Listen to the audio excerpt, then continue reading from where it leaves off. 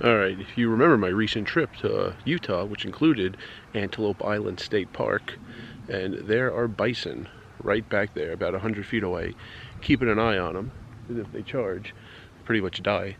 But not a better place for a Q&A video. So, first question is about the dealer's rack.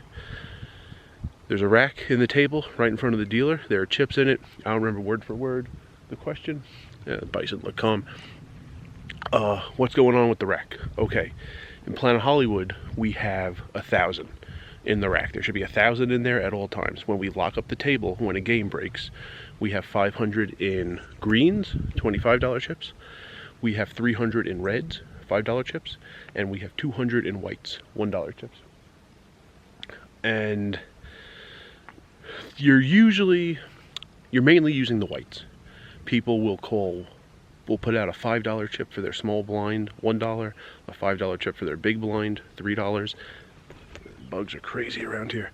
And you need to make change. You also need to make change for the promo. You need to make change for the rake. So you're taking whites out of the rack and you're making change. So you're using whites.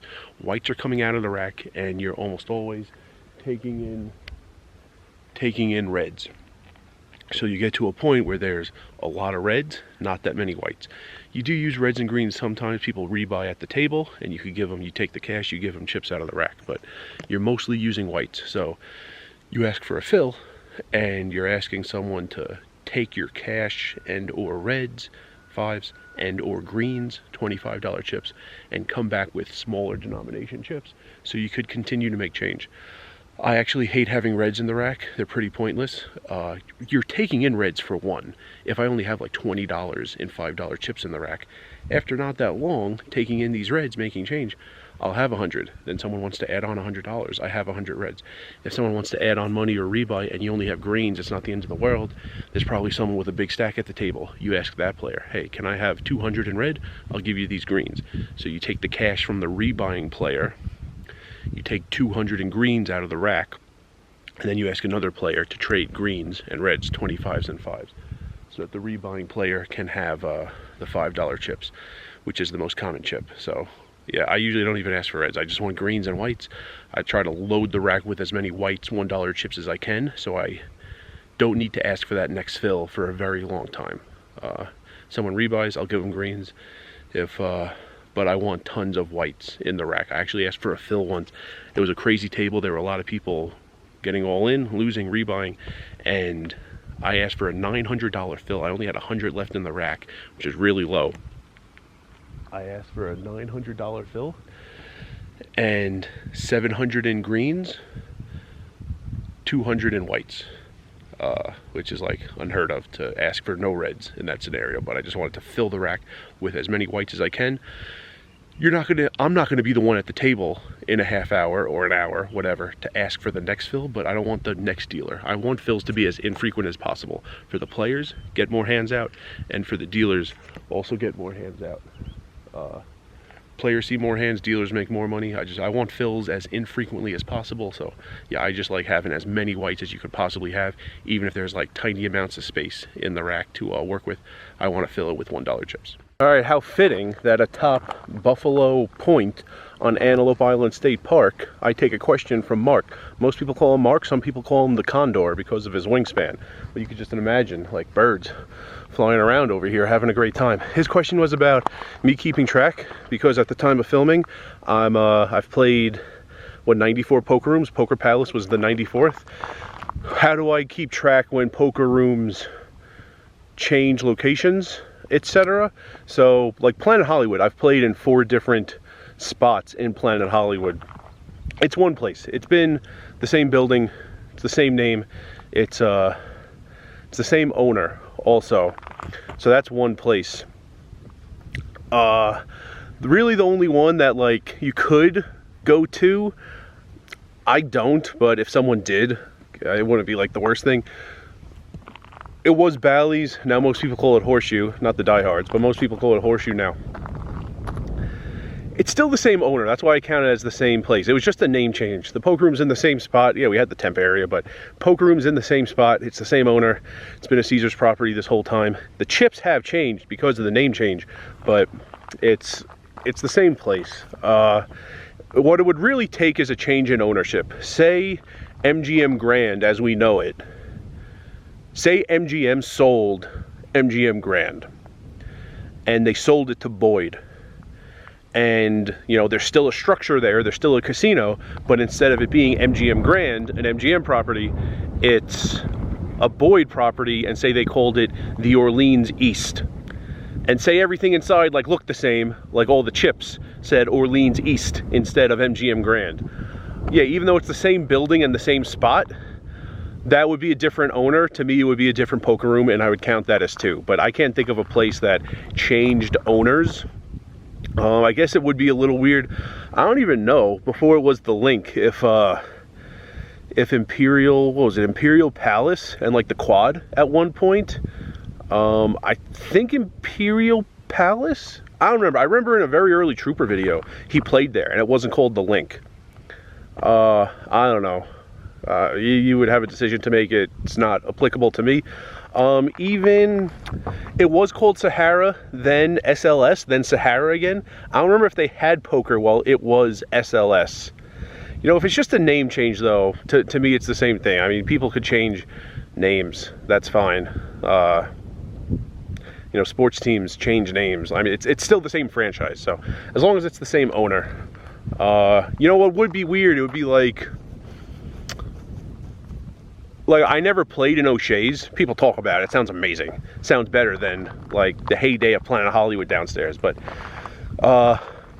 you know, if you played in O'Shea's and then played in the Link when they had 4 tables in like mid 2015, even though that's the same building, that's like 2 different spots, and O'Shea's is kind of like its own thing inside the Link. I wouldn't have a problem counting O'Shea's as one and the Link as another. So but nothing I've done that I know of is has been a different owner, so I've counted every place as one, and I'm up to 94 that way right now. All right, question from a camera about keeping your own tips. Yeah, a few people ask, so I'll just reference this video in the future if someone asks again.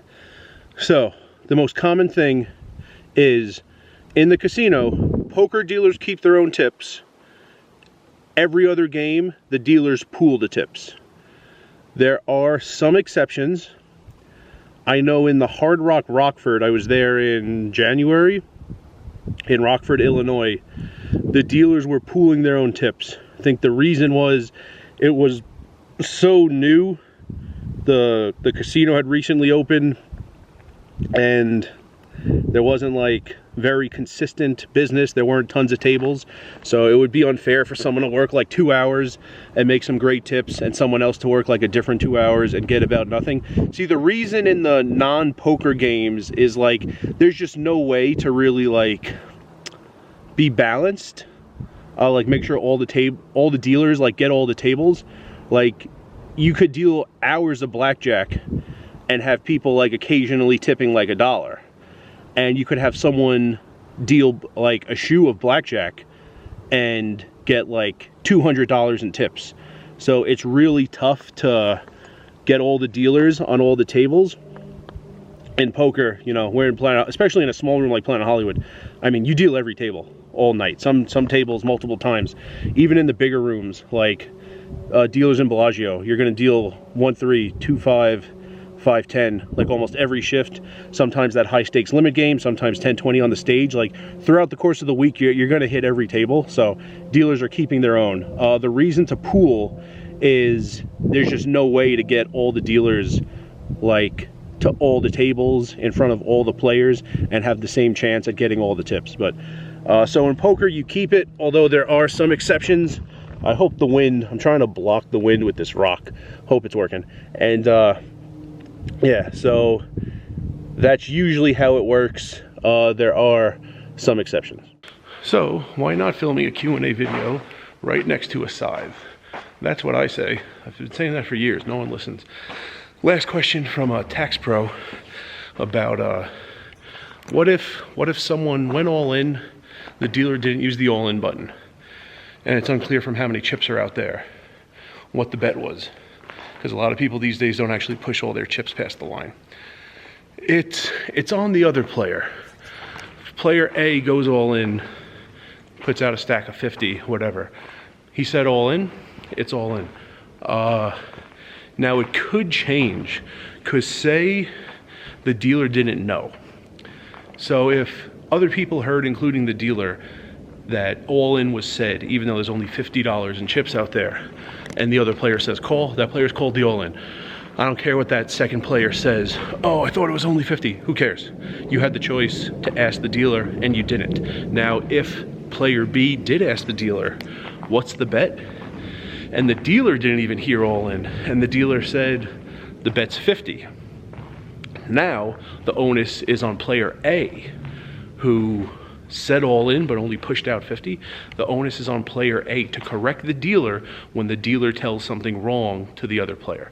So if player A says all in, people for some reason love saying it in the lowest volume possible, which is just stupid, but people do this all the time. So if player A says all in, puts out a stack of 50, and then player B asks the dealer, what's the bet?